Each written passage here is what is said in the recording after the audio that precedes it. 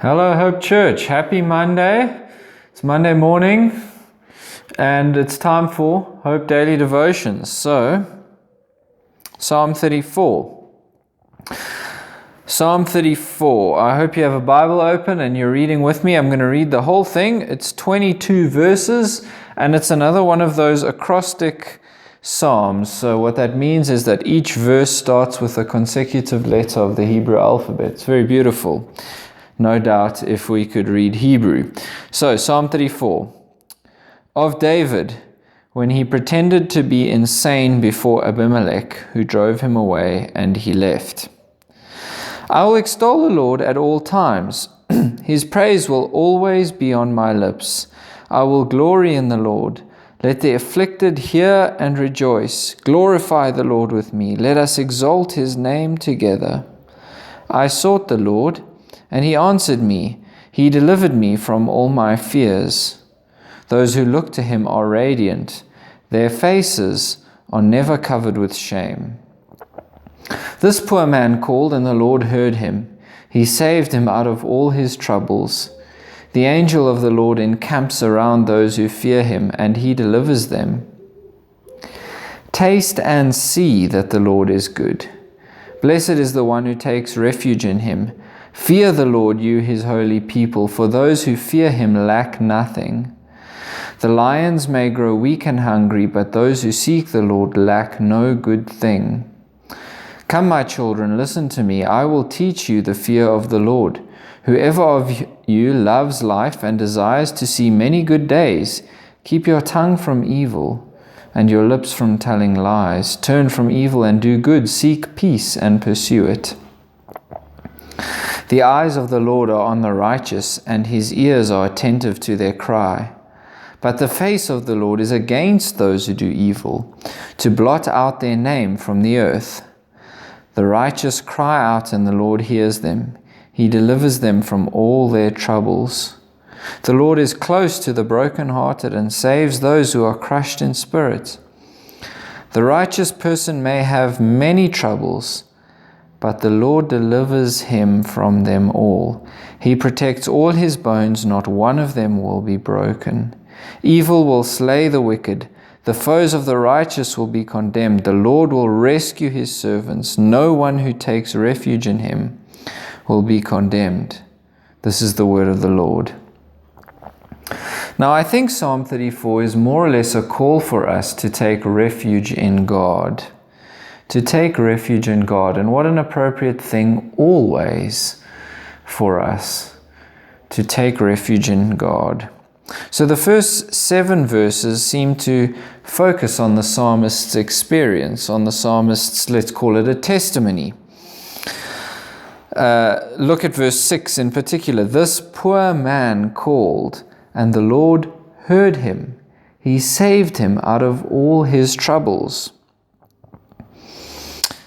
Verse 2, I will glory in the Lord. Let the afflicted hear and rejoice. Verse 4, I sought the Lord and he answered me. He delivered me from all my fears. You see, something has happened in the psalmist's life. The psalmist reflects on some situation and on the Lord's salvation, deliverance from that peril, from that tough place that the psalmist was in.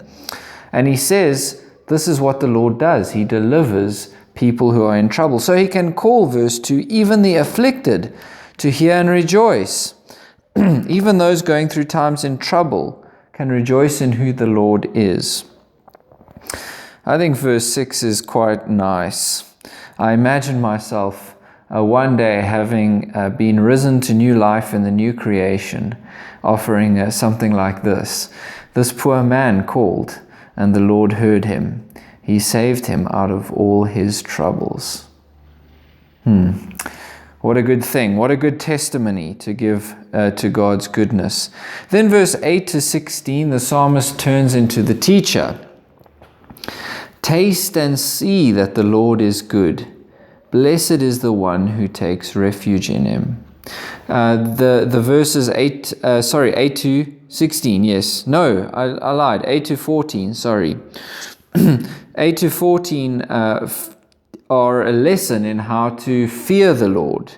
or the offer of a lesson in how to fear the Lord. To fear the Lord isn't to be scared of him as if he's running after us with a big stick, but to fear the Lord is to respect him, to show him his due reverence and awe, to have the right wonder and amazement at who God is, to be weary of his power, but to come towards him with respect. So to taste and see that the Lord is good. Fear the Lord, you, his holy people, for those who fear him lack nothing. The psalmist offers various lessons in how to learn to fear the Lord. Then verse 15 to 22, the promise that those who fear the Lord, who take refuge in the Lord, like the psalmist did in the first stanza, will be protected and kept.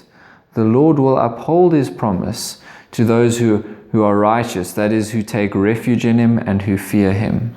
He will keep them and protect them. Look at verse 19.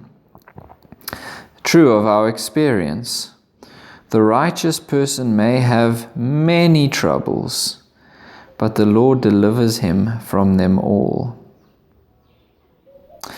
Verse 20, he protects all his bones, not one of them will be broken.